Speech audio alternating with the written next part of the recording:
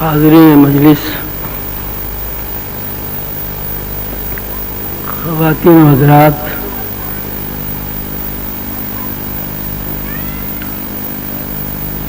مراق بحال کے انچارج صاحبان، عظیمیہ روحانی لائبریریوں کے لائبریرین،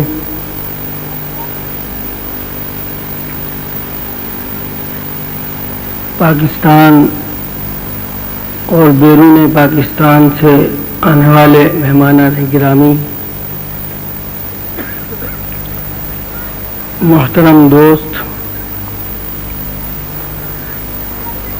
عزیزان گرامی،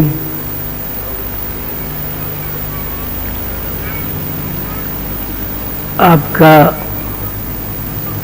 یہ بھرپور اجتماع خلوص و یگانت کے ساتھ آپ کا مرکزی مراقبہ حال میں قیام، دور دراز سفر کی صحبتیں برداشت کر کے اللہ کے نام پر اور اللہ کے عرفان کی تلاش میں یہاں آنا، یہ سب میرے لیے باعث افتخار ہے، باعث عزت ہے اور قابل تشکر ہے۔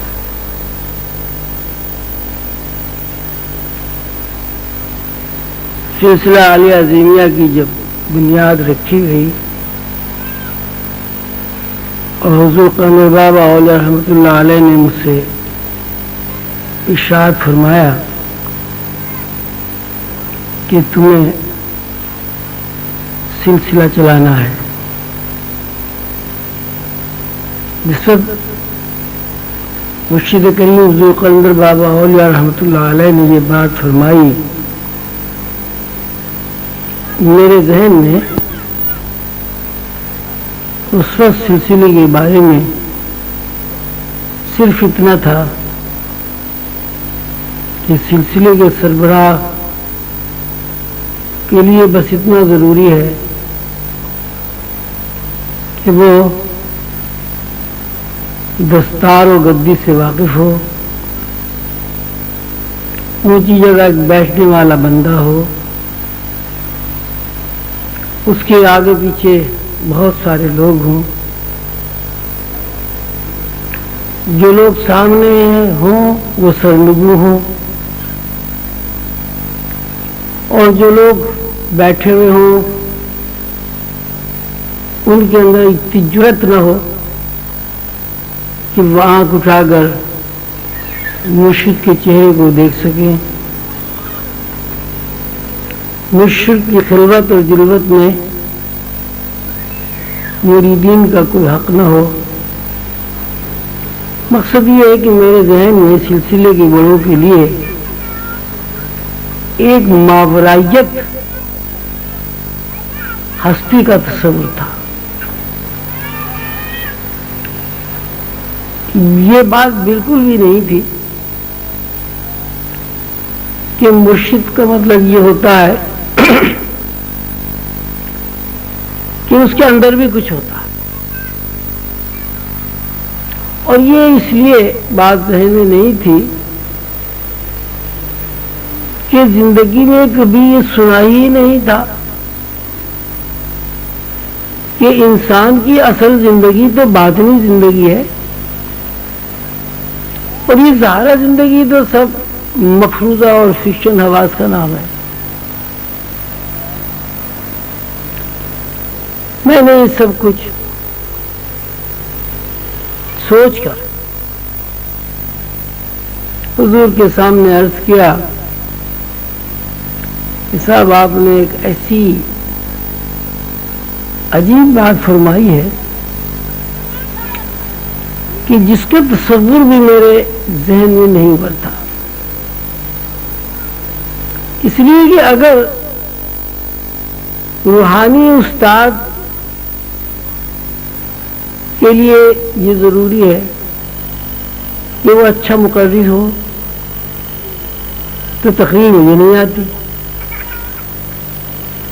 اگر مرشد کے لیے ضروری ہے کہ اس کو کچھ لکھنا آتا ہو، تو لکھنا مجھے نہیں آتا. اگر مرشد کے لیے ضروری ہے کہ اس کی معلومات عام لوگوں کی معلومات سے زیادہ ہوں، تو میں نے تو کبھی اسکول کے اندر قدم ہی نہیں رکھا. باہر سے تو بہت اسکول دیکھے ہیں، لیکن اندر تو کبھی قدم ہی نہیں رکھا. مرشد کا مطلب یہ ہے کہ اگر اس کے اندر روح کی بالیدگی ہو، اس کو روحانی پرواز حاصل ہو، تو میں نے تو یہ کبھی بات سنی بھی نہیں ہے کہ روح بھی کہیں پرواز کرتی ہے. جس ماحول میں پیدا ہوا، جس ماحول میں نے نشو و نما پائی، وہاں تو روح کا کہیں تصور ہی نہیں ہے. یہ تصویر ہی نہیں کیا جاتا کہ مادی جسم کے علاوہ کوئی اور جسم. یہ میں اپنے ٹوٹے پھوٹے الفاظ میں جب حضور کی خدمت میں معروضات پیش کی تو حضور نے فرمایا کہ بھائی بات یہ ہے کہ جب اللہ تعالیٰ کسی کو نوازنا چاہتا ہے تو اللہ تعالیٰ کی شان یہ ہے کہ اللہ تعالیٰ یہ نہیں دیکھتا کہ کس آدمی میں کیا صلاحیت ہے، کس آدمی کے اندر کتنی سخت ہے، کوئی آدمی کتنا کام کر سکتا ہے. اللہ تعالیٰ کا اپنا ایک مزاج ہے، اور وہ یہ ہے کہ جب اللہ تعالیٰ کسی کو نوازتے ہیں تو نوازش و اکرامات کا یہ حصہ ہے کہ اس بندے کے اندر از خود تمام صلاحیتیں پیدا ہو جاتی. وہ اگر گونگا ہے تو بولنے لگتا ہے، بہرا ہے تو سننے لگتا ہے، اس کے اندر قوت پرواز نہیں ہے تو اللہ تعالیٰ اسے بال و پر دے دیتا ہے. وہ اگر بدصورت ہے تو لوگوں کو خوبصورت نظر آتا ہے. اگر اس کا تکلم اچھا نہیں ہے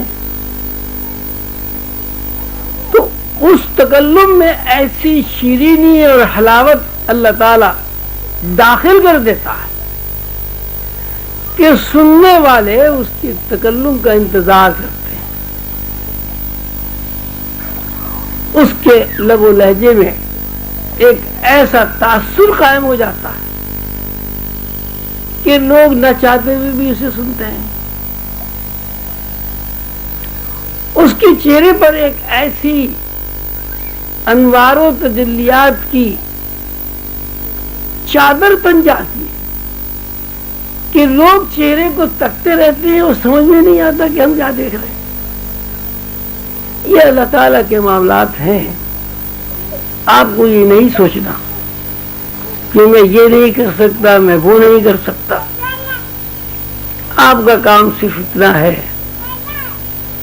کہ اللہ تعالیٰ نے چونکہ آپ کا انتخاب کر لیا ہے، اس لیے آپ راضی برضا ہو کر راستے پر قدم بڑھا دیں. بس اس کے بعد آپ کا کوئی کام نہیں.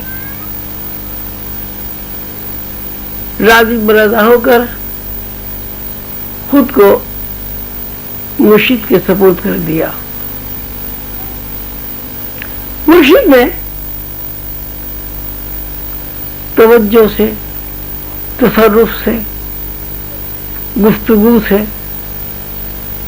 تربیت فرمائی، اور تربیت کا محور یہ ٹھہرا کہ یہ صدیوں پرانی جو خاندانی روایات ہیں، ان روایات کو ختم کر کے نئی روایات، نیا ٹریڈیشن میں زندگی گزارنی. اور وہ نئی روایات کیا ہے؟ وہ نظر آتی ہے نئی روایات، لیکن اصل میں اصلی روایات وہی ہیں کہ انسان جو بھی کچھ کرے، جو بھی کہے، وہ اللہ کے لیے ہو، اس میں اپنی ذات کا عمل دخل نہ ہو۔ اس بنیاد پر تربیت شروع ہو گئی۔ ظاہر ہے صدیوں پرانا شعور اس بات کو کیسے برداشت کر لیتا؟ صدیوں پرانی روایات جو انسان کی زندگی ہوتی ہے، وہ روایات کیسے سر جھکا دیتی؟ ایک جنگ شروع ہو گئی، ایک لڑائی شروع ہو گئی شعور میں اور پیر و مرشد کی طرز فکر میں۔ بہت لڑائی ہوئی، بہت زیادہ تکلیف بھی ہوئی، بہت زیادہ مزاحمت بھی کی گئی۔ جب مزاحمت بڑھ گئی، تکلیف اتنی زیادہ ہو گئی کہ احساس تکلیف ختم ہو گیا، تو ایک دن سامنے بٹھا کر فرمایا کہ زندگی گزارنے کے دو طریقے ہیں، خوش رہنے کے بھی دو طریقے ہیں، کچھ بننے کے بھی دو طریقے ہیں، کسی سے کچھ حاصل کرنے کے بھی دو طریقے ہیں، اور کسی کو کچھ دینے کے لیے بھی دو طریقے ہیں۔ اور وہ دو طریقے یہ ہیں کہ انسان کے اندر اتنی صلاحیت ہو کہ وہ دوسروں سے اپنی بات منوا سکے، انسان کے اندر یہ صلاحیت ہو کہ وہ دوسروں کو اپنا ہمذہن بنا سکے، انسان کے اندر یہ صلاحیت ہو کہ صدیوں پرانی روایات کو سینے سے لگاتے ہوئے ان روایات کا تحفظ کر سکے، ان روایات کو جاری و ساری رکھنے کے لیے ساری دنیا سے مقابلہ کر سکے۔ ایک تو یہ طریقہ ہے، اس طریقے کو دنیا والے انڈیپینڈنٹ ہونا کہتے ہیں، خود مختار زندگی کہتے ہیں۔ یہ جو آپ چاہتے ہیں وہ دوسروں سے منوا لیں، جو آپ خود ہیں وہ دوسروں کو بنا دیں۔ دوسرا طریقہ یہ ہے کہ آپ اپنی نفی کر دیں، یعنی انڈیپینڈنٹ زندگی کو داغ مفارقت دے کر ڈیپینڈنٹ ہو جائے، دوسروں کے اوپر خود کو چھوڑ دیں۔ تو آپ کی جو ساخت ہے، آپ کی جو تخلیق ہے، جو اللہ تعالیٰ نے آپ کو جس فطرت پر پیدا کیا ہے، وہ فطرت انڈیپینڈنٹ نہیں ہے۔ آپ کی ساخت ہی اس بنیاد پر ہوئی ہے کہ آپ ڈیپینڈنٹ ہو کر زندگی گزار سکتے ہیں۔ لہذا ضروری ہے کہ انڈیپینڈنٹ یا خود مختار زندگی سے آپ کنارہ کش ہو جائیں اور اپنے آپ کو میرے سپرد کر دیں۔ آپ کے اندر یہ صلاحیت نہیں ہے کہ آپ کسی کو اپنا بنا لیں، آپ کے اندر یہ صلاحیت بدرجہ تب موجود ہے کہ آپ دوسرے کے بن جائیں۔ بات اتنی گہری تھی اور ہے جیسے کہ آپ لوگ محسوس کر رہے ہوں گے کہ کچھ سمجھ میں نہیں آیا کہ کیا بات ہوئی، اپنے آپ کو کیسے دوسرے کے سپورٹ کر دیں، اپنی انا کو، اپنی ذات کو کس طرح ختم کر دیا جائے۔ بہرحال میں نے غور و فکر کیا، سوچا اور اللہ سے دعا کی کہ اللہ تعالیٰ یہ خود مختار زندگی سے مجھے نجات عطا فرما دے اور پابند زندگی، ڈیپینڈنٹ زندگی مجھے عطا کر دے. اور یہ بات اللہ تعالیٰ کے فضل و کرم سے اور اس کے بھروسے پر میری سمجھ میں آ گئی کہ جب مرشد پکڑا ہے، جب یہ بات تسلیم ہے کہ مرشد نے ہی سب کچھ بتانا ہے، یہ بات بھی سامنے ہے کہ مجھے تو یہ علم بھی نہیں ہے کہ علم کیا ہے، یہ بھی پتہ نہیں ہے میں کہاں سے آیا ہوں، یہ بھی پتہ نہیں مجھے کہاں جانا ہے، اس کا بھی کوئی سراغ نہیں ملتا کہ یہ زندگی فی الواقع کیا ہے، حقیقت ہے، فکشن ہے، مفروضہ ہے، کیا چیز.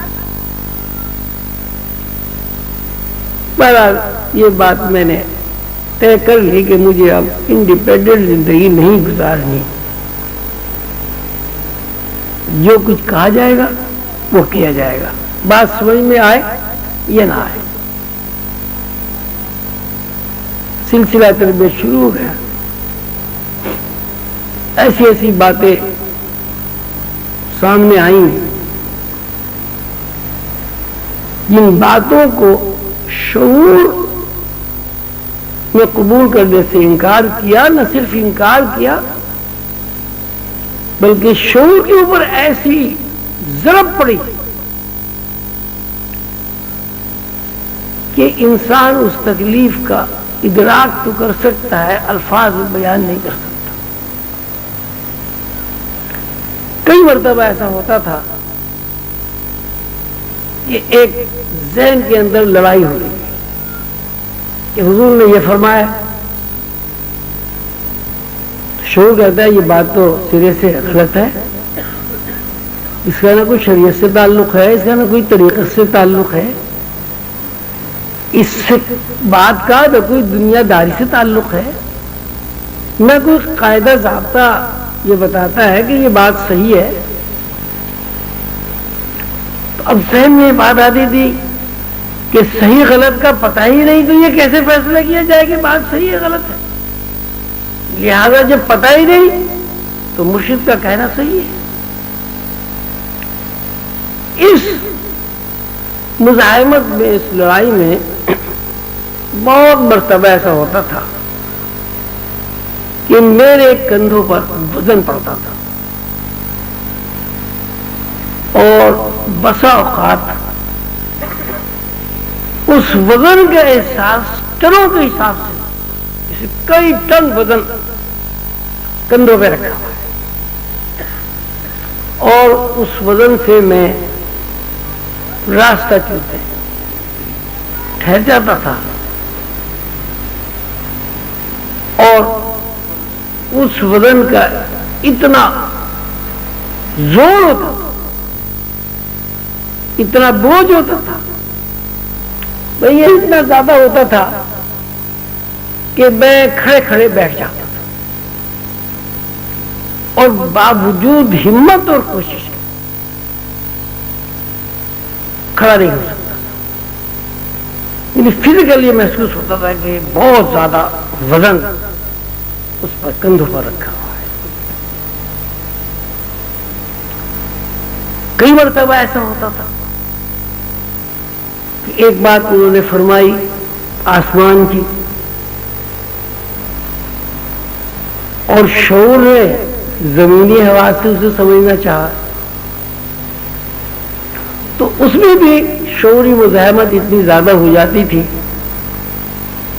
کہ خودکشی کو دل چاہتا تھا، کپڑے پھاڑ دینے کو دل چاہتا تھا، کبھی کبھی یہ دل چاہتا تھا کہ کہیں چھلانگ لگا دو چھت کے اوپر سے، کبھی دل چاہتا تھا سمندر میں کود جاؤ. یعنی ایک عجیب قسم کی بیزاری، اذیت، تکلیف ہوتی تھی کہ جس کے بارے میں کسی سے کوئی تذکرہ بھی نہیں کیا جا سکتا، اس لیے کوئی امراض ہی نہیں تھا۔ اب اگر پیر و مرشد سے اس کیفیت کا تذکرہ کیا جاتا تو یہ بات تو ظاہر تھی کہ ہونے کی وجہ سے ہی سب کچھ ہو رہا تھا۔ تو یہ سلسلہ آہستہ آہستہ آہستہ بڑھتا رہا، اذیت اور تکلیف کے احساس سے شعور خگر ہوتا رہا، کبھی کھانے کی تکلیف، کبھی پہننے کی تکلیف، کبھی نیند نہ آنے کی تکلیف، کبھی منفی خیالات کا دباؤ، کبھی شیطانی وسوسوں کا زور، کبھی رحمان غالب آ جاتا تھا، کبھی شیطان غالب آ جاتا تھا۔ یہ سلسلہ 10 سال تک قائم رہا۔ اس 10 سالہ زندگی میں اس لیے کہ خوشی اور غم دونوں متوازی ہوتے ہیں، خوشی کے بغیر غم نہیں ہوتا اور غم کے بغیر خوشی نہیں ہوتی، لیکن اس 10 سالوں میں ممکن ہے کہ 10 ہفتے خوشی کے گزرے ہوں گے، باقی سب اذیت میں ہی گزر گئے۔ یہ بات آپ سب لوگ جانتے ہیں کہ جب آدمی کسی اذیت سے گزرتا ہے تو اذیت کا دور خوشی کے دور میں نہ وہ بیان کر سکتا ہے، نہ اسے یاد رہتا، نہ وہ تاثر قائم ہوتا ہے۔ ایک آدمی اگر پریشان ہے اور اللہ تعالیٰ نے اس کی پریشانی دور کر دی، تو جب وہ پریشانی دور ہو جاتی تو اسے پریشانی وہ بیان تو کرتا ہے لفظوں میں، لیکن اس پریشانی کا کوئی تاثر قائم نہیں ہوتا اس کے اوپر۔ 10 سال یہ معاملہ اسی طرح چلتا رہا، اور اللہ تعالیٰ کے فضل و کرم سے، ان کے انعام سے سیدنا حضور صلی اللہ علیہ وسلم کی خصوصی توجہ اور نسبت سے نجات ملی۔ اب 10 سال کے بعد ذہن کی افتاد یہ بنی کہ جو کچھ کہا جاتا تھا بس وہی سب کچھ تھا، اور جو کچھ نہیں کہا جاتا تھا وہ کچھ بھی نہیں تھا۔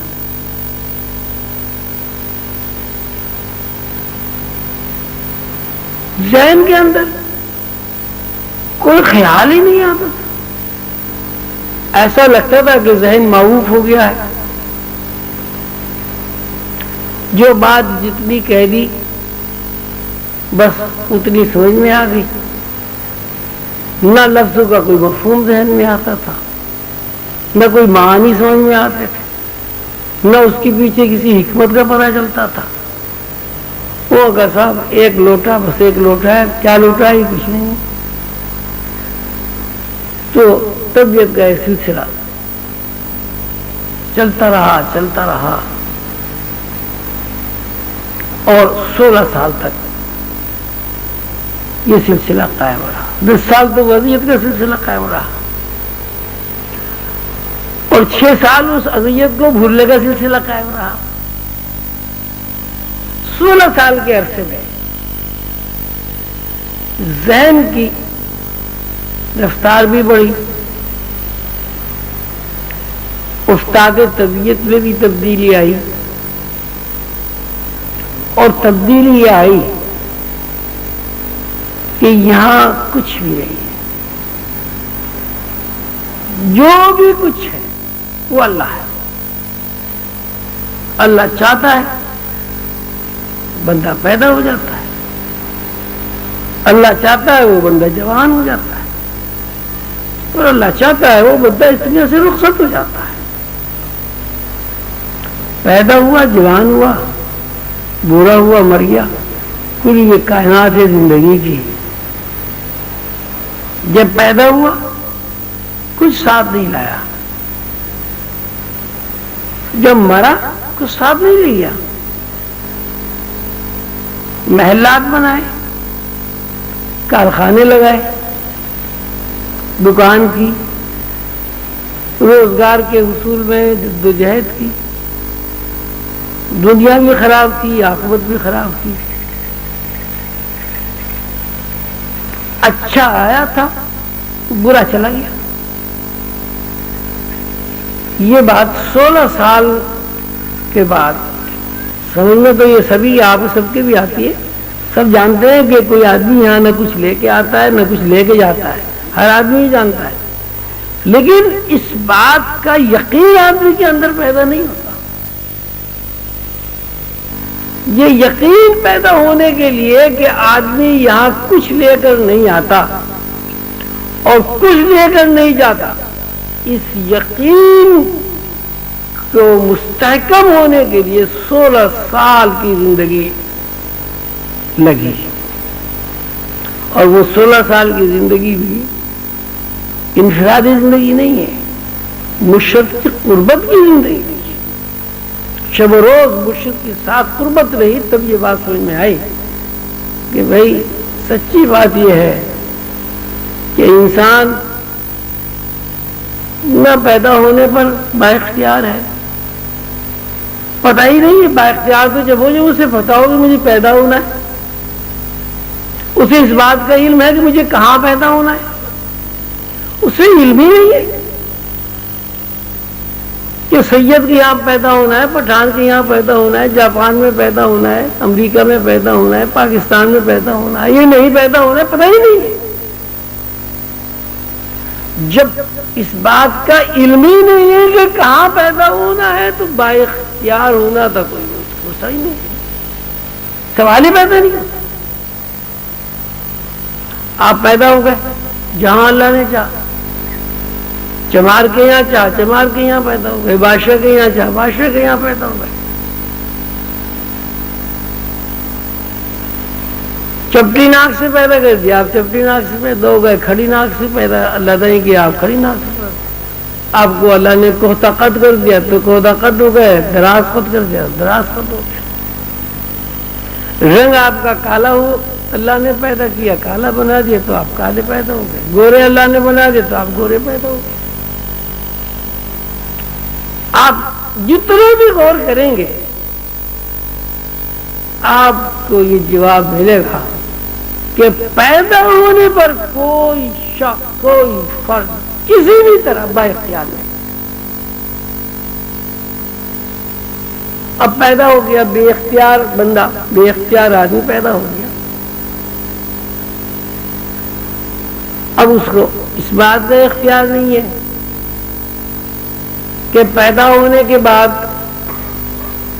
وہ جوان ہو جائے۔ اگر پیدا ہونے کے بعد سال میں 2 سال میں اس پر موت وارد ہو گئی تو جوانی کا کوئی تصور ہی نہیں پڑتا۔ آپ نے دیکھا ہو جوانی سے پہلے بھی لوگ مر جاتے ہیں، جوان ہونے کے بعد بھی مر جاتے ہیں، بڑھاپا آنے سے پہلے مر جاتے ہیں اور بڑھاپا آنے کے بعد بھی نہیں مرتے۔ تو اس کا مطلب بھی یہی نکلا کہ آپ کو جس طرح پیدا ہونے پر کوئی اختیار نہیں ہے اسی طرح مرنے پر بھی آپ کو کوئی اختیار نہیں، یعنی زندہ رہنے پر بھی آپ کو کوئی اختیار نہیں، جب آپ کی موت آئے گی آپ مر جائیں۔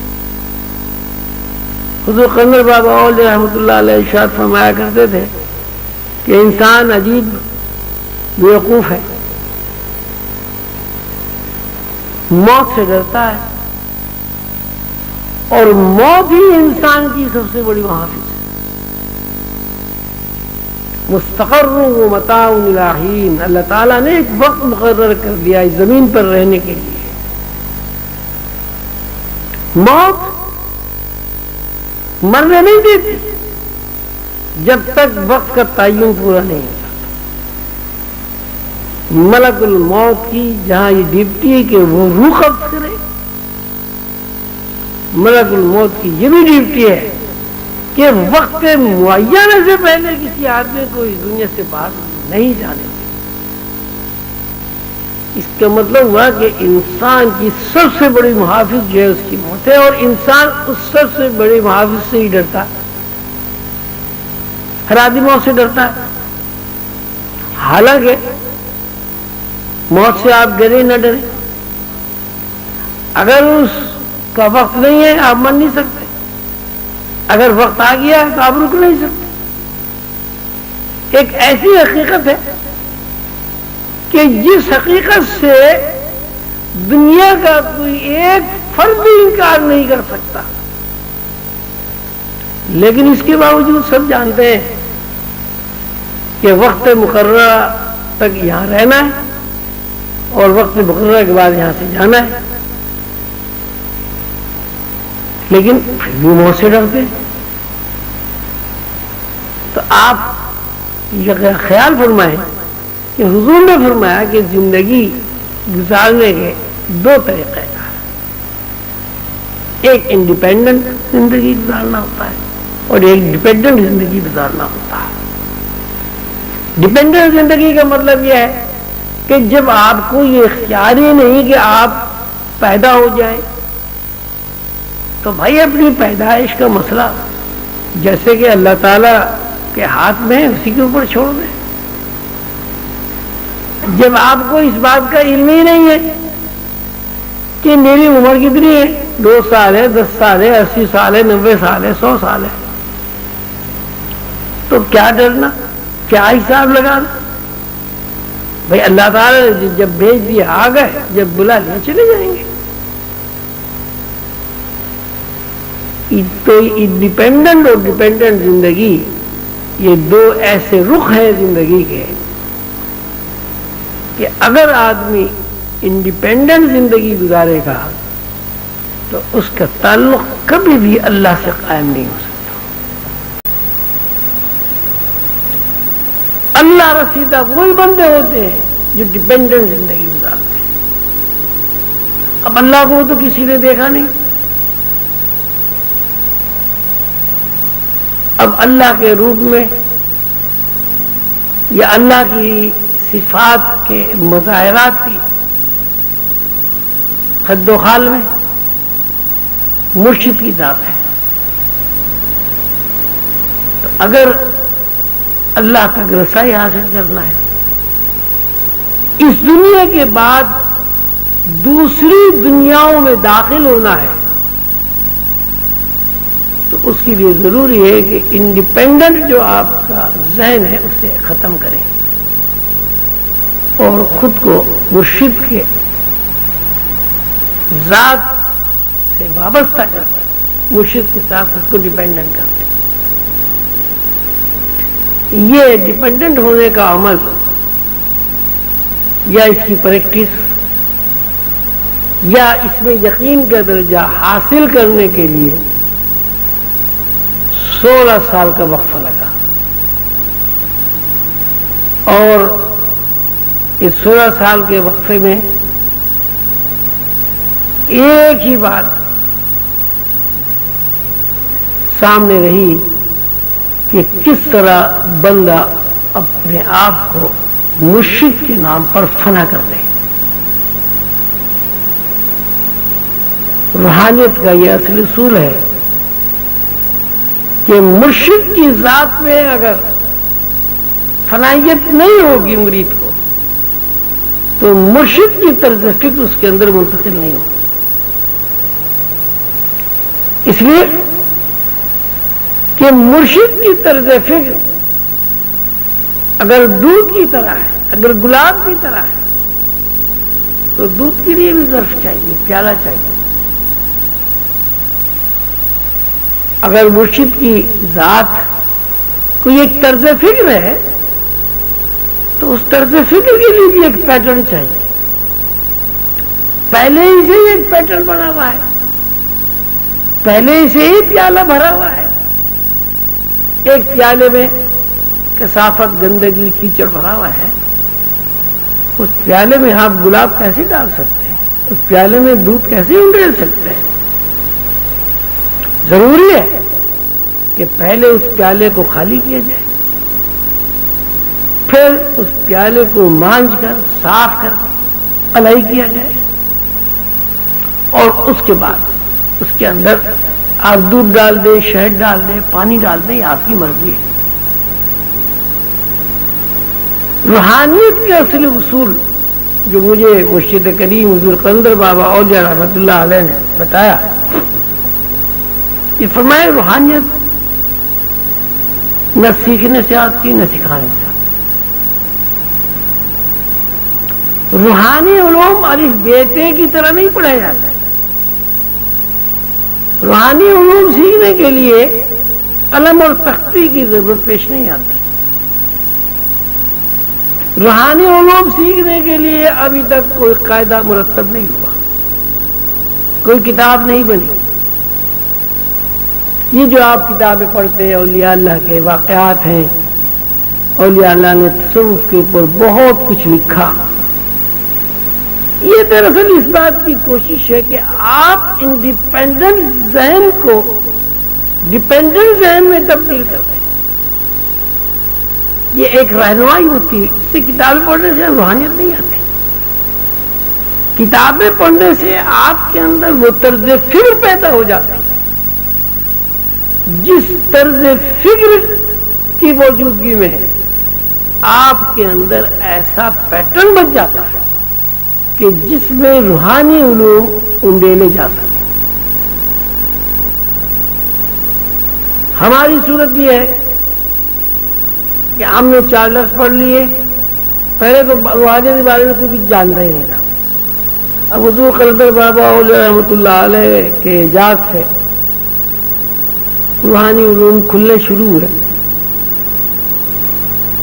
اب یہ پتہ چل گیا کہ عرش ہے، کرسی ہے، حجاب عظمت ہے، حجاب محمود ہے، سدرۃ المنتہا ہے، بیت المعمور ہے، کہکشانی بے شمار نظام ہے، بے شمار دنیا ہے، بے شمار سورج ہیں، بے شمار چاند ہے، ہر سیارے میں الگ الگ مخلوق آباد ہے، کہیں ٹرانسپیرنٹ ہے، کہیں چھوٹا ہے، کہیں موٹا ہے۔ اس کو ہم کہتے ہیں صاحب بڑی روحانیت ہم نے سیکھی۔ روحانیت کا مطلب صرف یہ ہے کہ آپ اللہ تعالی کے ساتھ پوری طرح اس طرح تعلق قائم کر لیں کہ آپ کی اپنی سوچ اپنی نہ رہے، آپ کی سوچ اللہ کی سوچ بن جائے۔ اور اس کو قرآن پاک میں اللہ تعالیٰ نے فرمایا ہے وَالرَّاسِخُونَ فِي الْعِلْمِ وَالرَّاسِخُونَ فِي الْعِلْمِ يَقُولُونَ آمَنَّا بِهِ كُلٌّ مِّنْ جن لوگوں کے اندر الہی صفات کے منتقلی کا پیٹرن بن جاتا ہے اور اللہ کی طرز فکر ان کے اندر مستحکم ہو جاتا ہے، یعنی اپنی ذات کی نفی کر کے انسان کے اندر اللہ کے علاوہ کچھ نہیں رہتا، اس میں استحکام اسے پیدا ہو جاتا ہے۔ یقولون، ایسے لوگ کہتے ہیں آمنا بھی، یہ بات ہم نے مشاہدہ کر لی ہے، اس بات میں یقین کا درجہ حاصل کر لیا ہے۔ یقولون آمنا بھی کل من عند رب، کہ یہاں رب کے علاوہ کچھ نہیں۔ خیال اگر آ رہا ہے تو وہ بھی رب کی طرف سے آ رہا ہے، بھوک اگر لگ رہی ہے تو وہ بھی رب کی طرف سے لگ رہی ہے، پیاس اگر لگ رہی ہے تو پیاس کا تقاضا بھی رب کی طرف سے آ رہا ہے، انسان کے اندر اگر حرکت ہے وہ بھی رب کی طرف سے، انسان کی وریدوں اور شریانوں میں اگر خون دوڑ کر رہا ہے وہ بھی رب کی طرف سے، اگر انسان کی وریدوں اور شریانوں میں دوران خون بند ہو گیا ہے وہ بھی رب کی طرف سے۔ دنیا کی کوئی مشین، کوئی طاقت ایک دفعہ اگر آدمی مر جائے تو رگوں میں، وریدوں میں، شریانوں میں خون کو نہیں دوڑا سکتا۔ انسان کی پیدائش رب کی طرف سے، انسان کی موت رب کی طرف سے،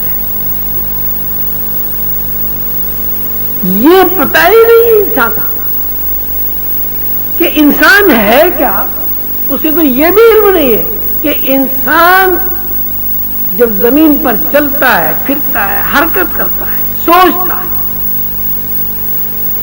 کہاں سے سوچتا ہے؟ کہاں سے اسے فیڈنگ مل رہی ہے؟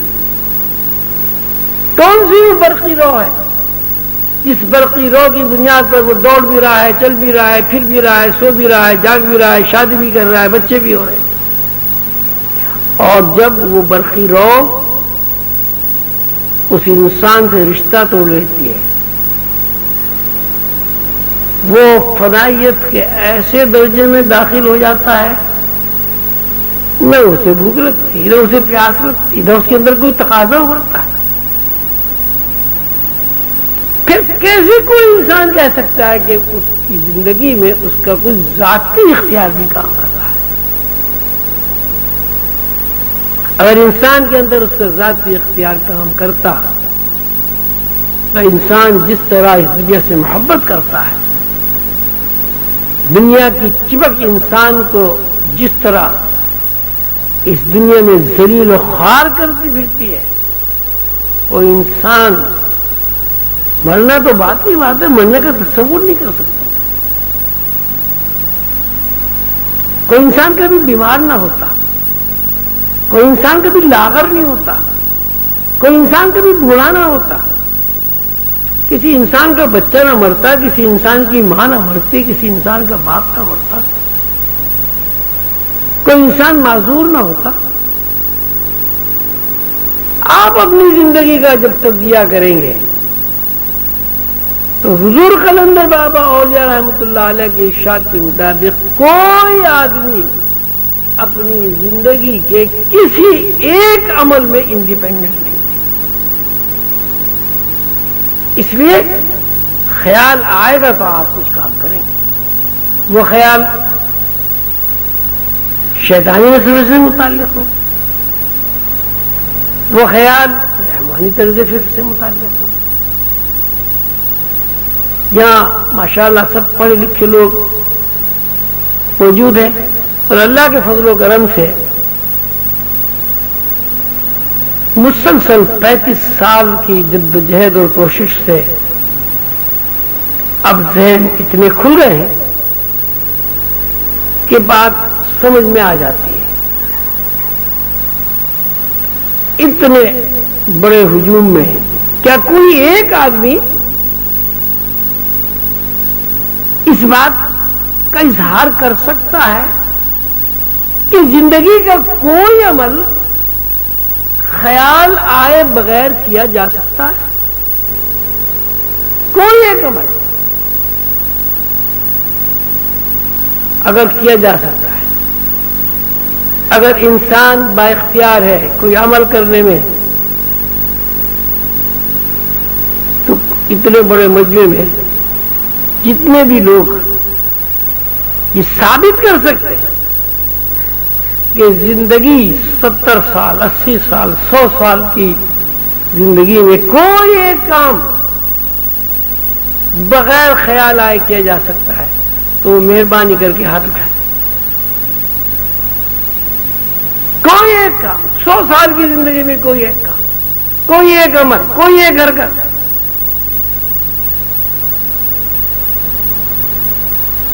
100 سال کی زندگی، 100 سال کی زندگی کا اگر آپ حساب لگائیں، گھنٹے اور منٹ اور سیکنڈ اور لمحات کتنے بنتے ہیں؟ کروڑوں سے تجاوز کر جاتے ہیں۔ یعنی اگر انسان کی 70 سال کی زندگی ہے تو 70 سال کی زندگی میں اس نے کروڑوں عمل کیے، کروڑوں کام کیے، کروڑوں فیصلے کیے۔ ان کروڑوں فیصلوں میں سے، ان کروڑوں عمل میں سے کوئی ایک عمل آپ بتائیں جو اللہ کی طرف سے خیال آئے بغیر آپ نے کیا۔ کوئی ایک بات بھی آپ نہیں بیان کر سکتے۔ انسان مجبور بحث ہے، انسان وہی کچھ کرتا ہے جو اسے اوپر سے فیڈ کر دیا جاتا ہے۔ انسان سوتا اس وقت ہے جب اس کی شعور میں یہ بات آ جاتی ہے کہ اگر اب نہ سویا گیا تو مزید حرکت نہیں ہو سکتی. اسی طرح انسان کھانے پر مجبور ہے، پینے پر مجبور ہے، شادی بیاہ پر مجبور ہے.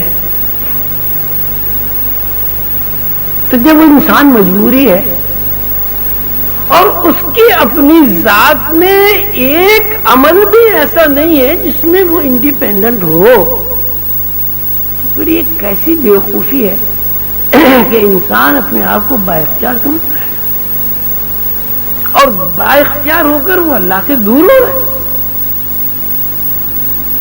حضور قلندر بابا رحمۃ اللہ علیہ کا ارشاد ہے کہ اگر انسان اس بات کو سمجھ لے، اس حقیقت سے آشنا ہو جائے کہ یہاں کوئی بھی مخلوق انڈیپینڈنٹ ہے ہی نہیں، تو مسئلہ حل ہو جاتا ہے. جب کوئی مخلوق انڈیپینڈنٹ ہے ہی نہیں تو ڈیپینڈنٹ ہے، اور جب ڈیپینڈنٹ ہے تو کس پر ڈیپینڈنٹ ہے؟ وہ اللہ ہے، وہ خالق ہے، وہ مالک کل ہے، خود مختار ہے، قادر مطلق ہے. تو زندگی گزارنے کے قلندر بابا اور رحمۃ اللہ علیہ نے دو رخ بتائے. ایک انڈیپینڈنٹ ہونا، یعنی اپنے انا کے خول میں بند ہو کر زندگی گزارنا، کبر کرنا، اقتدار کی خواہش ہونا، اپنے آپ کو منوانا، ضد کرنا، بحث کرنا، فساد برپا کرنا. بات وہی ہے کہ اپنے آپ کو منوانا، یہ منوانا کہ میں با اختیار ہوں، یہ سب کا سب فساد ہے. اور یہ طرز عمل کہ ہم اپنی زندگی میں با اختیار بھی اسی وقت ہے جب اللہ تعالیٰ چاہتا. اب اللہ تعالیٰ نے ہمیں ہاتھ دیے، اس ہاتھ کو ہم کس طرح استعمال کرتے ہیں؟ اگر اس کو آپ یہ کہیں کہ صاحب اس میں ہم با اختیار ہیں، اس میں ہی با اختیار ہیں. خیال آتا ہے، خیال کے تحت آپ کے اندر ایک میکانکی حرکت ہوتی ہے، ایک میکانزم اندر کام کر رہا ہے، اس کے تحت آپ کام کر لیتے ہیں. اب اللہ تعالیٰ نے آپ کے اختیارات کو دو رخ دے کر اچھائی اور برائی کا تصور کر دیا. اچھائی اور برائی کوئی چیز نہیں ہے. جتنے پیغمبر علیہ الصلوۃ والسلام تشریف لائے، ان کی تعلیمات کا نچوڑ یہ ہے کہ انہوں نے انسان کے اندر اچھائی اور برائی کا تصور منتقل کیا ہے. لیکن یہاں اس دنیا میں کوئی کام نہ اچھا ہے نہ برا ہے. اگر اچھا ہے تو اچھا ہی، برا ہے تو برائی. اصل میں اچھائی اور برائی کا مطلب ہے اس عمل میں جو عمل آپ آسمان سے آئے ہوئے خیالات کے تحت انجام دے رہے ہیں، اس کے معنی کیا پہناتے ہیں؟ ایک آدمی کسی آدمی کے تھپڑ مارتا ہے اصلاح کے لیے، خیر ہے. دوسرا آدمی اتنی زور سے تھپڑ مارتا ہے دوسرے آدمی کے لیے نفرت و حقارت سے، یہ شر ہے. عمل ایک ہے، تھپڑ مارنا، چوٹ لگنا، اس میں کوئی فرق نہیں، دونوں حالوں میں چوٹ لگے. لیکن یہ عمل خیر اور عمل شر بھی اسی وقت تک ہے جب تک آپ کے اندر زندگی تو ہو رہی ہے اور زندگی کے بارے میں کوئی آپ کا اختیار نہیں. آپ کو پتہ ہی نہیں کہ زندگی، پہلی تو یہ بات ہے، یہ بات علم ہی نہیں ہے کہ زندگی ہے کیا، اس بات سے کوئی واقف ہی نہیں ہے کہ زندگی کیا ہے. آپ کہتے ہیں زندہ ہے، بھائی حرکت ہے، بس حرکت کر رہا زندگی، آدمی چل رہا ہے، پھر رہا ہے، بھاگ رہا ہے، دوڑ رہا ہے، کاروبار کر رہا ہے، شادی کر رہا ہے، بیاہ کر رہا ہے، نئی نئی ایجادات کر رہا ہے وغیرہ. لیکن ابھی تک یہ بات طے نہیں ہوئی کہ زندگی ہے کیا. زندگی کچھ بھی نہیں ہے، زندگی صرف اللہ تعالیٰ کا چاہنا ہے کہ جب تک اللہ تعالیٰ میرے لیے، آپ کے لیے، زید کے لیے، بکر کے لیے چاہتے ہیں کہ اس کے اندر حرکت رہے، ہم سب زندہ ہیں. اور جب اللہ تعالیٰ نہیں چاہتے کہ ہم زندہ رہیں، ہمارے اندر کوئی حرکت نہیں ہے. روز آپ دیکھتے ہیں کتنی دنیا پیدا ہوئی مر گئی، کتنی دنیا اب ہے مر جائے گی، بعد میں کتنی دنیا پیدا ہوگی اس ہستی سے نابود ہوگی، صفحہ ہستی سے نابود ہو جائے گی، زمین پر اس کا وجود نہیں رہے گا.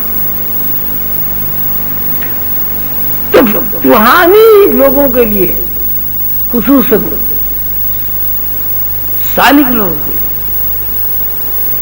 تصوف کے راستے پر چلنے والے لوگوں کے لیے، عظیمی بہن بھائیوں کے لیے، اور وہ لوگ جو خود شناسی کے ساتھ ساتھ خدا شناس ہونا چاہتے ہیں، ان کے لیے یہ ضروری ہے کہ اپنی زندگی کا تجزیہ کریں، اپنے اندر تلاش کریں کہ کیا واقعی آپ با اختیار ہیں، کیا زندگی کے کسی بھی لمحے میں آپ کا کوئی اختیار عمل کر رہا ہے. جب آپ سوچیں گے تو ایک ہی بات سمجھ میں آئے گی، کوئی اختیار آپ کو نہیں. پھر اختیار کیا ہے؟ اللہ کا چاہنا اختیار ہے. جب اللہ کا چاہنا ہی اختیار ہے تو آپ اپنی پوری زندگی اللہ کے سپرد کر دیں، اور اللہ کے سپردگی یہ روحانیت ہے. اللہ کے ساتھ خود کو وابستہ کرنا ہی عرفان ہے. اللہ کے معاملات کو سمجھنا، اللہ کے علوم کو سیکھنا، اللہ کے اوصاف کو تلاش کرنا اپنے اندر، زمین کے اوپر، زمین کے اندر، آسمانوں پر، کائنات میں، یہ سب روحانی راستے پر چلانے کے لیے اسباب. انسان کے اندر اگر تفکر نہیں ہوگا، انسان اگر خود کو اللہ کے ساتھ ڈیپینڈنٹ نہیں کرے گا تو اس کی حیثیت جانوروں سے بھی بدتر ہے. شرف ہونا تو بہت بڑی بات ہے، اس کی زندگی جانوروں سے ہی بدتر ہے. تو حضور قرض بابا اولیاء رحمۃ اللہ علیہ کے ارشاد کے مطابق ہر روحانی مسافر کے لیے ضروری ہے کہ وہ انڈیپینڈنٹ زندگی کو اپنے اوپر مسلط نہ ہونے دے، ڈیپینڈنٹ زندگی گزارے اور اللہ کے ساتھ ڈیپینڈنٹ ہو کے زندہ رہے. لیکن چونکہ پھر وہی بات ہے کہ اللہ تعالیٰ سامنے نہیں ہے، تو سامنے پیر و مرشد ہے، یہ رسول اللہ صلی اللہ علیہ وسلم کی تعلیمات ہیں. ان تعلیمات کے مطابق خود کو اس طرح ڈھال لے ان تعلیمات میں، اس طرز فکر میں کہ اس کی اپنی ذات کی رفع ہو جائے. آپ نے پڑھا ہے، سنا ہے، آپ جانتے بھی ہیں، یہ مسلمان ہونے کے لیے شرط ہے کلمہ پڑھنا، لا الہ الا اللہ محمد رسول اللہ. اب اس کا ترجمہ نہیں کوئی معبود مگر اللہ، کیا مطلب ہے؟ لا الہ نہیں کوئی معبود مگر اللہ کا مطلب یہ ہے کہ ہمارے ذہنوں میں جو معبود کا تصور ہے، آپ کی معرفت،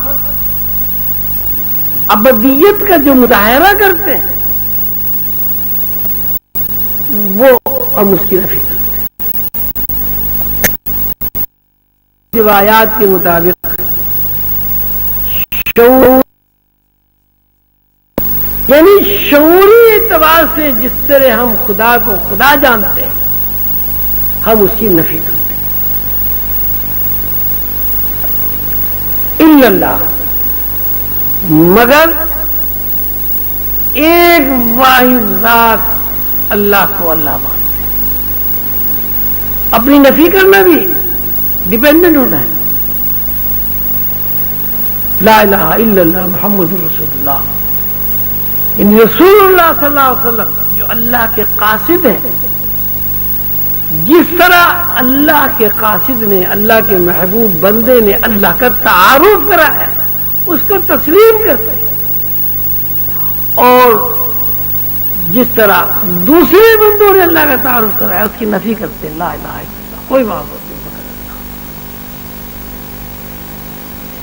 شعوری اعتبار سے اگر آپ خدا کو تسلیم کرتے ہیں تو حقیقی خدا کو تسلیم کرنے کے لیے شعوری خدا کی نفی کرنی پڑتی۔ لا الہ، کوئی معبود مگر تو مقصد یہ ہے کہ کسی روحانی طالب علم کو، طلباء کو، طالبات کو یہ بات ذہن نشین کر لینی ہے کہ جب تک ڈیپینڈنٹ زندگی اختیار نہیں کی جائے گی، روحانی علوم کوئی آدمی نہیں سیکھ سکتا۔ روحانی علوم کے کیا، آپ ظاہر علوم بھی دیکھیے، ابھی وہ تذکرہ ہو رہا تھا کہیں سوال جواب میں، ورک شاپ میں، کہ استاد کہتا ہے الف، بچہ کہتا ہے الف، تو استاد جب کہتا ہے الف، بچے کو پتہ تھوڑا ہوتا ہے الف کیا چیز، انہوں نے کہا یہ الف ایک کھڑی لکیر جو ہے الف ہے، اور لیٹی ہوئی لکیر بھی ہے۔ اگر بچہ ڈیپینڈنٹ نہ ہو، وہ الف کو الف کبھی کہے گا ہی نہیں۔ یعنی کوئی بھی علم سیکھنے کے لیے لازم ہے کہ آپ استاد کے سامنے بالکل غیر جانبدار ہو جائیں، اپنی ذات کی نفی کرتے ہیں۔ اگر آپ اپنی ذات کی نفی نہیں کریں گے، آپ علم نہیں سیکھ سکتے۔ تو جب دنیاوی علوم نہیں سیکھ سکتے تو رحمانی علوم آپ کیسے سیکھ سکتے؟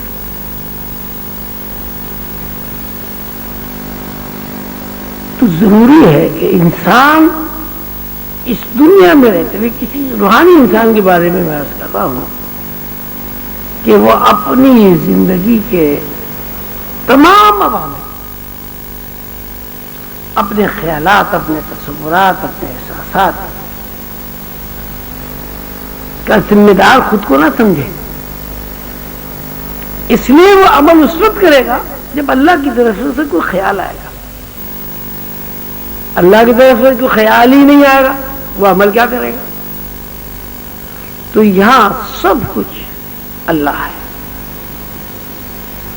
پھر وہ آیت میں آپ کے سامنے پڑھتا ہوں، اس پہ غور فرمائیں۔ والراسخون فی العلم، اور وہ لوگ جو علم میں مکمل ہو جاتے ہیں، جو حقیقی علم حاصل کر لیتے ہیں، اور ان کا ذہن حقیقی علم کو قبول کر لیتا ہے،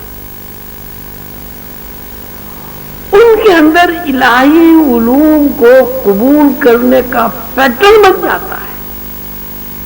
یقولون، وہ کہتے ہیں، آمنا بھی، ہمارا یقین ہے، ہم اس بات پر ایمان رکھتے ہیں کہ یہاں کوئی بھی چیز ایسی نہیں ہے جو آزاد ہو، خود مختار ہو، ہر چیز اللہ کی طرف سے کل میں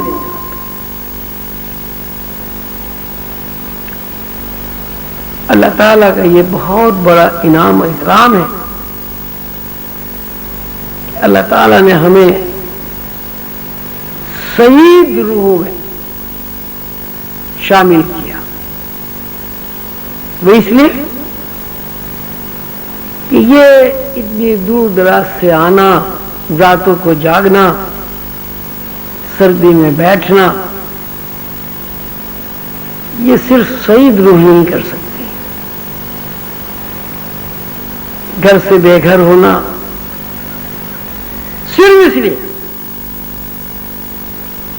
کہ ہماری روح یہ چاہتی ہے کہ کوئی ایسا راستہ مل جائے جس راستے پر چل کر روح اپنے خالق کا عرفان حاصل کر لے. اور روح جس طرح اپنے مالک خالق سے جدا ہوئی ہے، اس کی بے قراری ختم ہو اور وہ دوبارہ اپنے مالک اور خالق سے گلے مل جائے. اللہ تعالی ہم سب کو توفیق عطا کرے کہ ہم سب حضور قلندر بابا اولیاء رحمۃ اللہ علیہ کی تعلیمات کو سمجھنے کے ساتھ ساتھ ان پر عمل کریں. حضور قلندر بابا اولیاء رحمۃ اللہ علیہ نے مجھ سے فرمایا انسان کے اندر 3 بنیادی کمزوریاں ہوتی ہیں. اگر ان 3 بنیادی کمزوریوں پر وہ غلبہ حاصل کر لے تو یقیناً وہ بندہ روحانی بن جاتا ہے. وہ 3 کمزوریاں کیا ہیں؟ پہلی بات میں فرمائی غصہ. غصہ انسان کی بہت بڑی کمزوری ہے، اور غصہ انسان کو جب بھی آتا ہے جب وہ انڈیپینڈنٹ ہوتا ہے. ڈیپینڈنٹ آدمی کو غصہ ہی نہیں آتا. حضور قلندر بابا اولیاء رحمۃ اللہ علیہ فرمایا کرتے تھے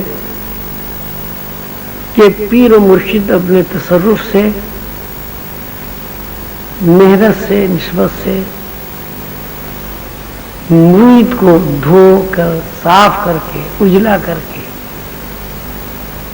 جو روشنیاں اس کے اندر منتقل کرتا ہے، مرید اگر 1 منٹ کا غصہ کرے تو 3 سال کی روشنیاں ختم ہو جاتی. اور مرشد کا سب سے بڑا جو مشکل کام ہے وہ یہی ہے کہ وہ بار بار مرید کے اندر سے کثافت کو دھوتا ہے، روشنیاں منتقل کرتا رہتا ہے، اور مرید 1 منٹ کے غصے سے ان روشنی کو ضائع کر دیتا ہے. مرید بھی نہیں تھکتا، پیر و مرشد بھی نہیں تھکتا. اگر اللہ تعالی کی مدد شامل حال ہوتی ہے تو کام بن جاتا ہے، ورنہ اسی صفائی ستھرائی میں یا پیر مر جاتا ہے یا مرید مر جاتا ہے.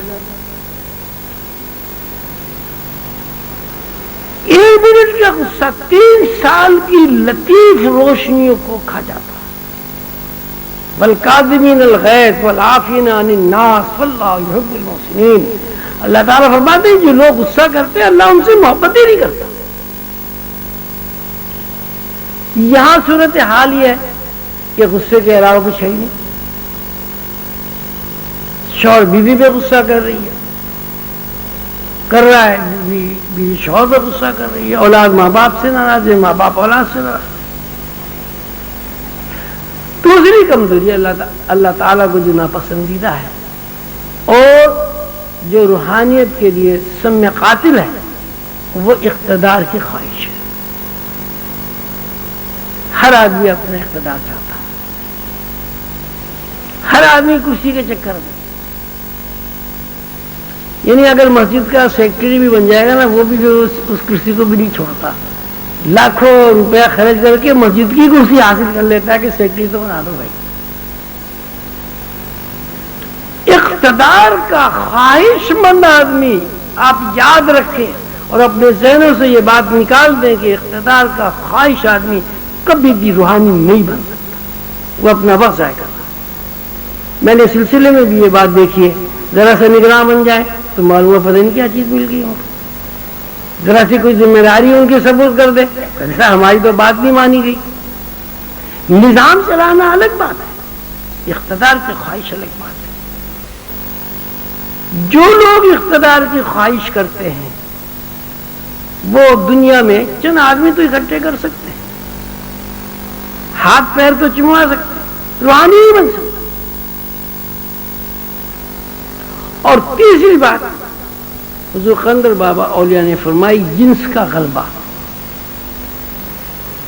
اگر کسی عورت کے اوپر، کسی مرد کے اوپر جنس غالب ہے، یعنی وہ اعتدال سے ہٹ گیا ہے، وہ بھی کبھی روحانی نہیں بن سکتا۔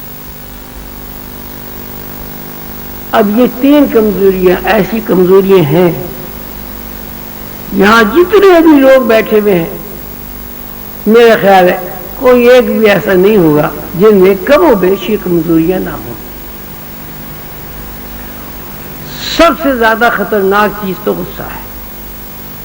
کسی روحانی آدمی کو غصہ نہیں آتا۔ حضرت علی کا آپ نے واقعہ سنا ہوگا کہ ایک غیر مسلم سے لڑائی ہو گئی، حضرت علی نے اسے گرا لیا اور اس کے سینے پر بیٹھ کے اس کا سر قلم کرنا چاہ رہے تھے تلوار سے کہ اس نے حضرت علی کے منہ پر تھوک دی۔ حضرت علی نے اس کو چھوڑ دیا اور کھڑے ہو گئے۔ تو اس بندے نے کہا کہ صاحب اب تو آپ کو مجھے بالکل ہی قتل کر دینا چاہیے تھا۔ تو کہا نہیں، میں تجھے غصے کے تحت قتل نہیں کرنا چاہ رہا، تیری لڑائی میرے سے تیری لڑائی اللہ کے لیے تھی۔ اب جب تو نے میرے اوپر تھوک دیا مجھے غصہ آ گیا، تو غصے میں تجھے قتل نہیں کرتا، تو یہاں سے چلا جائے۔ اور وہ آدمی اس بات پر مسلمان ہو گیا۔ رسول اللہ صلی اللہ علیہ وسلم کی سیرت طیبہ پر آپ غور فرمائیں، کہیں بھی غصہ آپ کو نظر نہیں آئے گا۔ کیسے وہ ہندا جس نے حضور پاک صلی اللہ علیہ وسلم کے چچا کا کلیجہ چبایا، جب وہ اسلام میں داخل ہوئی اس کو بھی حضور نے مسلمان کر لیا۔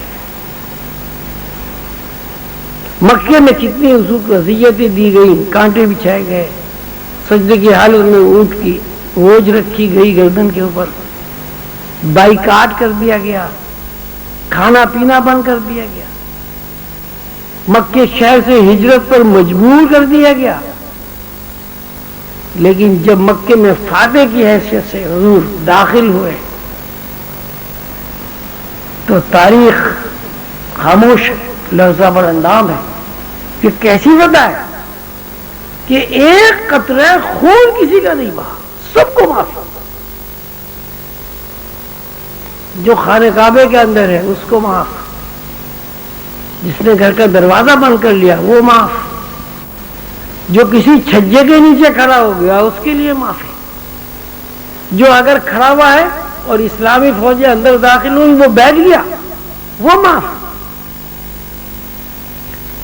کیسا ستم ہے کہ ہم رسول اللہ صلی اللہ علیہ وسلم کی امت ہونے کا دعویٰ کرتے ہیں جہاں غصے کا کہیں نام ہی نہیں ہے، معافی معافی، رحمت ہی رحمت ہے۔ اور ان کی امت کا یہ حال ہے کہ کوئی گھر ایسا نہیں ہے جو غصے سے خالی، ہر گھر میں لڑائی فساد، لڑائی فساد، لڑائی فساد، غصہ، اقتدار کی خواہش۔ جو کام رسول اللہ صلی اللہ علیہ وسلم نے نہیں کیا، ان کی امت اگر وہی کام کرے گی تو رسول اللہ صلی اللہ علیہ وسلم سے اس کو کیسے قربت حاصل ہو سکتی؟ تو روحانی آدمی کے لیے پہلی بات یہ ضروری ہے کہ جس طرح بھی ممکن ہو، اپنے اوپر کتنا بھی جبر کرنا پڑے، غصے سے خود کو آزاد کر لیا جائے۔ اور دوسری بات یہ کہ اقتدار کی خواہش نہ ہو۔ سلسلے میں اللہ تعالیٰ اگر کوئی مقام عطا کرے تو اس کو حق نہ سمجھا جائے، اس کو اللہ تعالیٰ کی طرف سے اعزاز سمجھا جائے، عزت سمجھا جائے، اور اس اعزاز کی عزت افزائی یہ ہے کہ آپ اس طرح اپنے آپ کو پیش کریں کہ آپ کو کچھ کہنا نہ پڑے، لوگ آپ کو دیکھ کر آپ کے ذہن کو سمجھ کر آپ کے مطابق کام کریں۔ اگر غصہ آپ نے کیا تو غصہ تو روحانیت کے خلاف ہے، تو کبھی آپ کو کامیابی نہیں ہوگی۔ آج کی مجلس میں یہ طے کر کے اٹھ رہا ہے، جب اللہ کے بھروسے پہ کوئی آدمی ارادہ کرتا ہے، عمل کرتا ہے، جدوجہد کرتا ہے، کوشش کرتا ہے، اللہ تعالیٰ اس کی مدد فرماتے ہیں۔ خود اللہ تعالیٰ نے قرآن پاک میں وعدہ فرمایا ہے، والذین جاہدوا فینا لنہدینہم سبلنا، کہ جو لوگ جدوجہد کرتے ہیں، کوشش کرتے ہیں اپنے آپ کو بنانے کے لیے، الہی نظام کے تحت خود کو ڈھالنے کے لیے عمل کرتے ہیں، اللہ تعالیٰ نے اپنے اوپر یہ لازم کر دیا ہے کہ اللہ تعالیٰ انہیں ہدایت بخشتا ہے، ان کے لیے راستے کھولتا ہے، ان کے لیے وسائل فراہم کرتا ہے۔ تو آپ کوشش کریں، جدوجہد کریں، اور ان تین باتوں کو ہمیشہ سامنے رکھیں کہ غصہ نہیں کرنا، اقتدار کی خواہش نہیں کرنی، اور اعتدال کی زندگی گزارنی۔ ان اللہ لا يحب المسرفین، اللہ تعالیٰ ان لوگوں سے بھی محبت نہیں کرتا جو اعتدال سے اور توازن سے ہٹ کر زندگی گزارتے۔ اعتدال اور توازن کوئی ایسی بات نہیں ہے جس کو سمجھانے کی ضرورت ہو۔ اعتدال اور توازن یہ ہے کہ آپ کا ضمیر مطمئن ہو، اعتدال اور توازن یہ ہے کہ آپ کے اندر خود نمائی نہ ہو، اعتدال اور توازن یہ ہے کہ آپ کے اندر کبر نہ ہو، اعتدال اور توازن یہ ہے کہ جو آپ اپنے لیے چاہیں وہ اپنے بھائیوں کے لیے چاہیں، اعتدال اور توازن یہ ہے کہ دین اور دنیا کو بیلنس کرے۔ اللہ تعالیٰ اس کو بھی پسند نہیں کرتا کہ آپ کھانا نہ کھائیں، کپڑے نہ پہنے، گھر نہ بنائیں، تو پھر تو دنیا کے بنانے کا مقصد ہی فوت ہو جائے گا۔ اگر آدمی کھانا نہیں کھائے گا، کپڑے نہیں پہنے گا، گھر نہیں بنائے گا، پھر دنیا پھر کیا ہوئی؟ اللہ تعالیٰ نے جو رونق لگائی ہے، اللہ تعالیٰ نے روح اس لیے بنائی کہ کپڑا بنے، اللہ تعالیٰ نے ریشم اس لیے بنایا کہ کپڑا بنے، اللہ تعالیٰ نے اون اس لیے پیدا کی کہ آپ اس سے اپنا بہترین لباس بنائیں، اللہ تعالیٰ نے زمین پر وسائل اس لیے پھیلائے کہ آپ اس سے آرام و آسائش حاصل کریں۔ وسائل کو استعمال نہ کرنا بھی ناشکری، کفران نعمت ہے۔ وَلَقَدْ آتَيْنَا لُقْمَانَ الْحِكْمَةَ أَنِ اشْكُرْ لِلَّهِ وَمَن يَشْكُرْ فَإِنَّمَا يَشْكُرُ لِنَفْسِهِ وَمَن كَفَرَ فَإِنَّ رَبِّي لَغَنِيٌّ حَمِيدٌ۔ حضور قلندر بابا رحمۃ اللہ علیہ نے اس آیت کی تشریح میں اور تفسیر میں بیان فرمایا، ہم نے لقمان کو حکمت دی، وَلَقَدْ آتَيْنَا لُقْمَانَ الْحِكْمَةَ، ہم نے لقمان کو حکمت دی، انشکر للہ۔ اب اس کا لفظی ترجمہ تو یہ ہے کہ وہ ہمارا شکر ادا کرے، لیکن لقمان اللہ کی دی ہوئی نعمت پر تسبیح لے کر بیٹھ جاتے 1000 دانے کی، اور یہ کہتے یا اللہ تیرا شکر ہے، یا اللہ تیرا شکر ہے، یا اللہ تیرا شکر ہے، یا اللہ تیرا شکر ہے۔ کیا انعام و اکرام اور حکمت کا تقاضا پورا ہو جاتا؟ شکر سے مراد یہ ہے کہ جو نعمت آپ کو حاصل ہے آپ اسے استعمال کریں. بلغت آتینا لقمان الحکمت ان اشکر للہ، ہم نے لقمان کو حکمت دی تاکہ وہ اسے استعمال کرے اپنے لیے اور لوگوں کے لیے. اور لقمان علیہ السلام نے اللہ کی دی ہوئی حکمت کو استعمال کیا. اللہ تعالیٰ فرماتا ہے کہ جو نعمت ہم عطا کرتے ہیں وہ اس لیے عطا کرتے ہیں لوگ اسے استعمال کریں، اس سے استفادہ کریں. اور جو لوگ اس اللہ کی نعمت سے استفادہ کرتے ہیں اس نعمت سے انہیں فائدہ پہنچتا ہے، وہ مستفید ہوتے ہیں، آرام و آسائش انہیں میسر ہوتا ہے. اور جو لوگ اللہ کی نعمت کو استعمال نہیں کرتے وہ محروم ہو جاتے ہیں. اب میرے پاس ایک شال ہے اللہ تعالیٰ نے مجھے عطا کی، اب میں سردی میں ٹھٹر رہا ہوں اور اس شال استعمال نہیں کرتا اور اللہ کا شکر ادا کرتا ہوں، یا اللہ تیرا شکر ہے تو نے مجھے شال دی، یا اللہ تیرا شکر ہے تو مجھے شال دی، یا اللہ تیرا. تو شکر کا مطلب ہی استعمال ہو. حضور صلی اللہ علیہ وسلم فرماتے ہیں کہ اللہ کی نعمت کو اس طرح استعمال کرو کہ تمہارا ذہن اللہ کی طرف جائے. وَلَقَدْ آتَيْنَا لُقْمَانَ الْحِكْمَةَ أَنِ اشْكُرْ لِلَّهِ، کہ ہم نے لقمان کو حکمت دی اس لیے تاکہ وہ ہمارے لیے، ہماری خوشی کے لیے اس کو استعمال کریں. تو اگر آپ دنیا بیزار ہو جائیں گے، دنیا میں کاروبار نہیں کریں گے تو دنیا تو اندھیر ہو جائے گی. اللہ تعالیٰ دنیا کو اندھیر کرنا نہیں چاہتا. اللہ تعالیٰ اگر دنیا کو اندھیر کرنا چاہتے دنیا میں اتنے وسائل پیدا کرنے کی کیا ضرورت ہے؟ نئی نئی ایجادات جو ہو رہی ہے اس کی کیا ضرورت ہے؟ اللہ تعالیٰ یہ چاہتے ہیں کہ دنیا میں جو نعمتیں اللہ تعالیٰ نے آپ کو عطا کی ہیں آپ انہیں بھرپور انداز میں استعمال کریں، لیکن ذہن میں یہ رکھیں کہ یہ نعمت اللہ کی دی، ہماری ملکیت نہیں ہے، ہمارا ذاتی تصرف اس کے اوپر کچھ نہیں. اللہ نے دیے اس لیے ہم استعمال کر رہے ہیں. تو اللہ کی دی ہوئی جو بھی نعمت آپ اللہ کے لیے استعمال کرتے ہیں اس سے اللہ راضی ہوتا ہے، اس سے اللہ خوش ہوتا ہے. اور اللہ کی دی ہوئی نعمت کو آپ اپنی ذاتی ملکیت سمجھ کر اگر استعمال کرتے ہیں تو اللہ اس سے خوش نہیں. آپ اپنی ذاتی ملکیت سمجھ کے نعمت کو استعمال کریں اس کا فائدہ بھی آپ ہی کو پہنچے گا. آپ اللہ کی نعمت کو اللہ کی ملکیت کے تصور سے استعمال کریں اس کا فائدہ بھی آپ کو پہنچے گا. تو اب دوسری بات، پہلی بات 3 باتیں تو میں نے آپ کو وہ بتائی، اقتدار کی خواہش، غصہ اور اعتدال کی زندگی.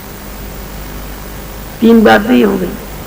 چوتھی بات یہ ہے کہ جو بھی کچھ یہاں دنیا میں ہے آپ اس کو بھرپور انداز میں استعمال کریں، لیکن ذہن میں اس بات کو دہرائیں یہ چیز اللہ کی تھی، اللہ نے ہمیں دی ہے، استعمال کرنے سے اللہ خوش ہوتا ہے اس لیے ہم اسے استعمال کر رہے ہیں.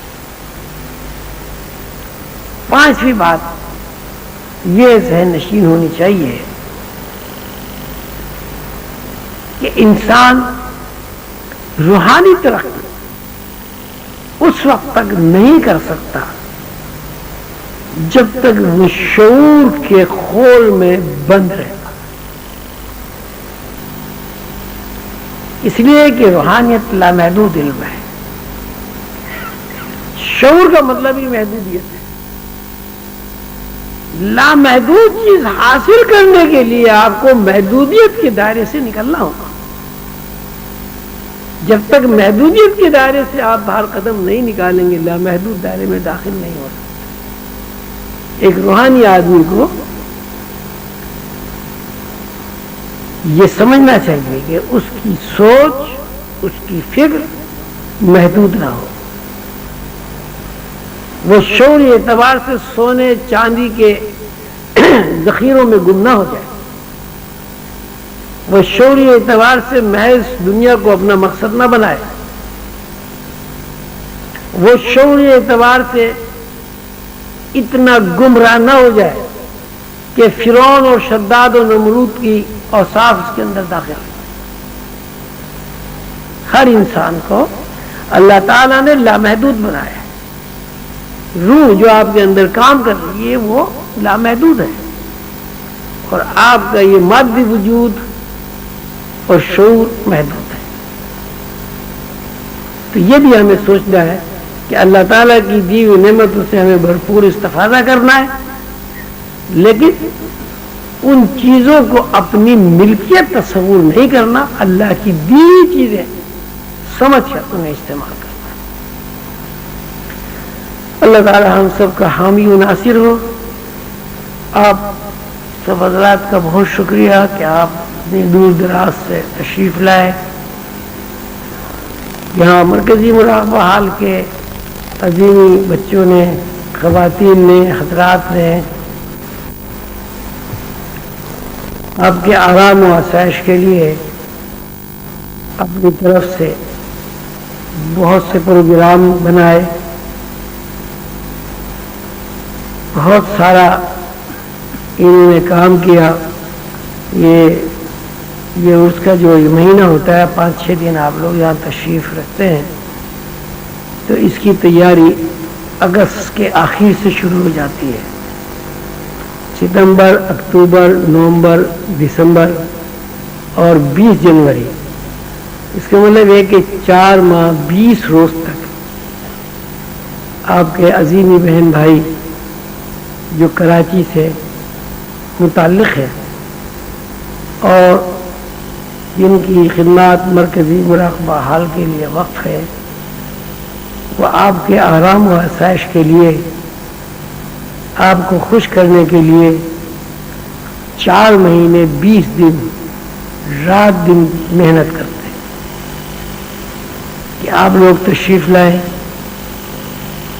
تزئین و آرائش سے بھی آپ کو خوشی ہو، پھول دیکھ کر بھی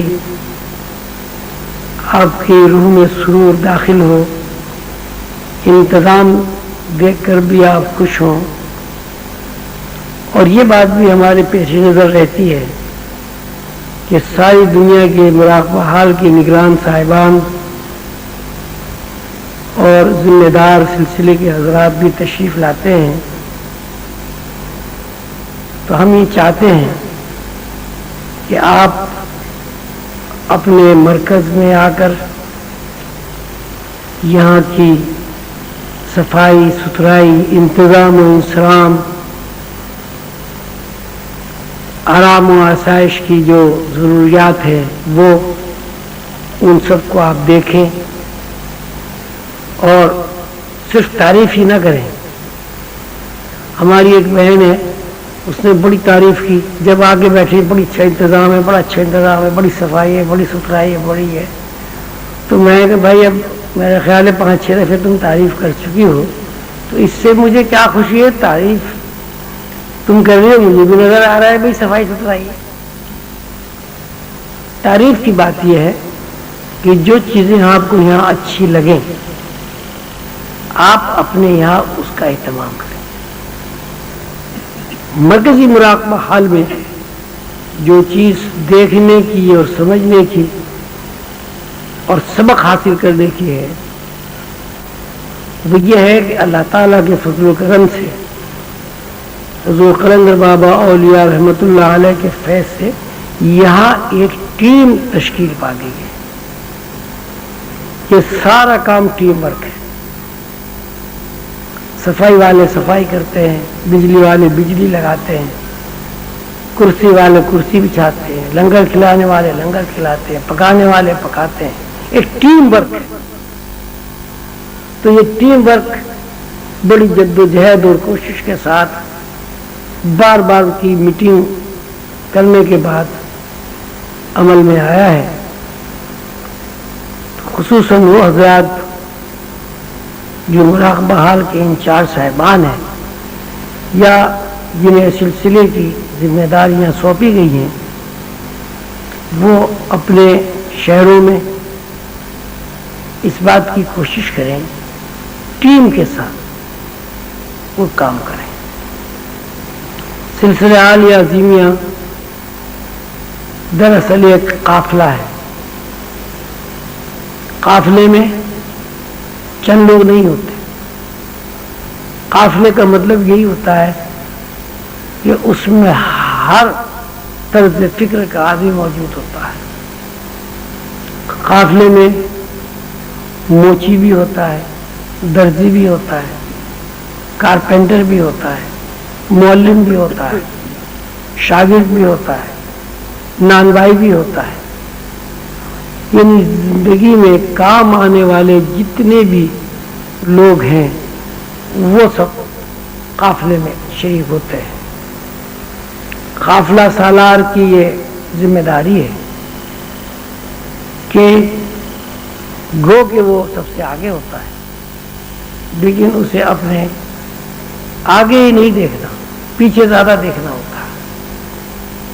اگر قافلے میں سے لوگ نکلنا شروع ہو گئے اور قافلہ سالار نے اس طرف توجہ نہیں کی تو نہیں کہا جا سکتا. جب قافلہ منزل پر پہنچے تو 100 آدمی میں سے 2 آدمی رہ گئے. سلسلہ عالیہ عظیمیہ کے نگران صاحبان کے لیے ضروری ہے کہ وہ اپنے ذہنوں سے اقتدار کی خواہش کو نکال دیں, دوسرے لوگوں پر اعتماد کرنا سیکھیں. اس لیے یہ اللہ تعالیٰ کا ایک نظام ہے, ایک سسٹم ہے کہ ایک آدمی سب کام نہیں کر سکتا. ایسا ممکن نہیں ہے کہ ایک آدمی تنور میں روٹی بھی لگائے, سالن بھی پکائے, بازار سے گوشت بھی خرید کے لائے, بچوں کو تعلیم بھی دے, علاج بھی کرے. یہ ممکن نہیں. اگر یہ ممکن ہوتا تو اس دنیا پہ گروہی سسٹم قائم نہ ہوتا. یہ دنیا, یہاں کی دنیا ہو یا غیر کی دنیا ہو, یہ گروہی سسٹم قائم ہے. مثلا اگر ہم فرشتوں کے اوپر نظر ڈالتے ہیں تو فرشتوں کی بھی بے شمار گروہ ہیں. ملائکہ انصری, ملائکہ ارضی, ملائکہ سماوات, حاملان عرش, گروہ جبریل, گروہ میکائیل, گروہ اسرافیل, گروہ اسرائیل. بے شمار گروہ فرشتوں کے ہیں جن کے ذمے الگ الگ ڈیوٹیاں ہیں. کسی گروہ کی ذمہ داری ہوا کے اوپر ہے, کوئی گروہ بارش کی سربراہ ہے, کوئی گروہ علم کا سربراہ ہے. تو جب سارا نظام اور سسٹم ہی ٹیم ورک ہے تو ایک آدمی ہر کام نہیں کر سکتا. یہ بھی لوگوں کے ذہن میں خیال آتا ہے, اور یہ میں اس لیے عرض کر رہا ہوں کہ میرے ذہن میں بھی یہ خیال آتا تھا پہلے کہ اگر میں نے اپنا کام دوسروں کے سپرد کر دیا تو میری کیا حیثیت رہ جائے گی. یعنی میری حیثیت کم ہو جائے گی اگر میں نے اپنا کام کسی دوسرے کے سپرد کر دیا. اور میرا خیال ہے کہ یہ سوچ سب سے بڑی شیطنت ہے, سلسلے کے لیے سب سے بڑی رکاوٹ ہے. سلسلے کے ذمہ دار حضرات اس بات کو اچھی طرح ذہن نشین کر لیں کہ ہر آدمی کو اپنے مرنے سے پہلے اپنے قائم مقام اگر 10-20 نہیں تو 2-4 آدمی ضرور چھوڑنے. اگر اس طرح نہیں کیا گیا تو سلسلہ آگے نہیں بڑھے گا. آم کے درخت سے آم کھائے جاتے ہیں, لیکن اگر آم کی گٹلی کو زمین میں نہ دبایا جائے تو دنیا سے آم ختم ہو جائے گا. عام ایک فرد ہے، ایک تشخص ہے، جس طرح انسان ایک فرد ہے، ایک تشخص ہے۔ آم کی گٹھلی خود آم ہے۔ جب گٹھلی زمین کے اندر جاتی ہے، جب تک آم کی گٹھلی اپنے وجود کو نیست و نابود نہیں کر دیتی، دوسرے آم کا درخت زمین پر نہیں اگتا۔ اسی صورت سے سلسلہ عالیہ عظیمیہ کے ارکان کی ذمہ داری ہے کہ وہ اس دنیا کو چھوڑنے سے پہلے خود کو زمین کے اندر دفن کر کے نیست و نابود کر دے، تاکہ ان کی جگہ 1 2 3 4 درخت اور ہوں۔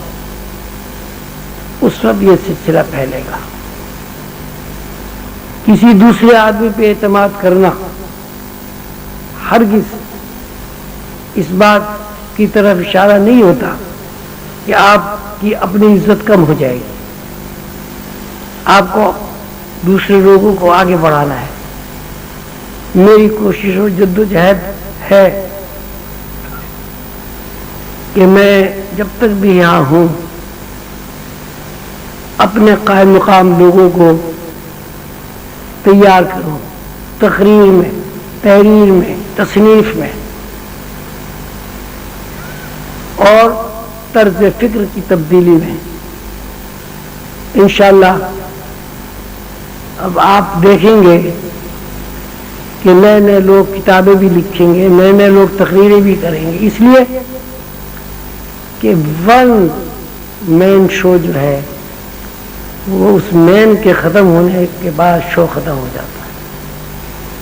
سلسلہ عالیہ عظیمیہ کی ترویج اور ترقی اسی طرح ممکن ہے کہ ہر آدمی اپنی نفی کر کے دوسرے لوگوں کو آگے بڑھائے۔ آگے بڑھانے میں ظاہر ہے اقتدار کی خواہش کو ٹھیس پہنچتی ہے، دوسرے لوگوں کو آگے بڑھانے میں اپنی ذات کی نفی ہوتی ہے، بہت ساری باتیں برداشت کرنی پڑتی ہیں، غلط باتیں بھی ہوتی ہیں وہ بھی برداشت کرنی پڑتی ہیں۔ لیکن اگر ہم اپنے چھوٹوں کو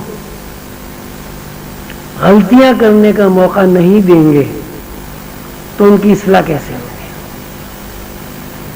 اگر ہم اپنے چھوٹوں پر ذمہ داریاں نہیں ڈالیں گے، نہ وہ نقصان کریں گے، نہ آئندہ وہ نقصان سے بچ سکیں گے۔ ہر نیا بچہ جو زمین پر پیدا ہوتا ہے سارے کام فائدے کی نہیں کرتا، جتنا زیادہ وہ نقصان کرتا ہے اسی حساب سے اس کا ذہن بنتا ہے، اسی حساب سے اس کی عقل میں اضافہ ہوتا ہے، اسی حساب سے وہ باشعور کہلاتا ہے۔ لہذا ضروری ہے کہ ذمہ دار حضرات اپنے چھوٹوں کو آگے بڑھائیں۔ میرے مرشد کریم ذوالقلندر بابا اولیاء رحمۃ اللہ علیہ کے مرشد حضرت ابوالفیض قلندر علی سہروردی صاحب نے مجھ سے فرمایا تھا، میں تمہیں ایک نصیحت کر کے جا رہا ہوں اور اس کو ہمیشہ یاد رکھنا۔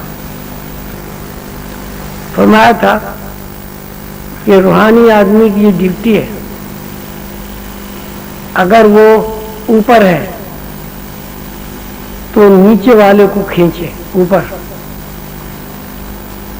نیچے والوں کی ڈیوٹی ہے کہ اگر ان کا کوئی بھائی باصلاحیت ہے یہ نہیں ہے، اس کو اگر اوپر کھینچا جا رہا ہے تو وہ یہ نہ سوچے کہ میں اوپر کیوں نہیں گیا، اس کو پش کر دینا چاہیے۔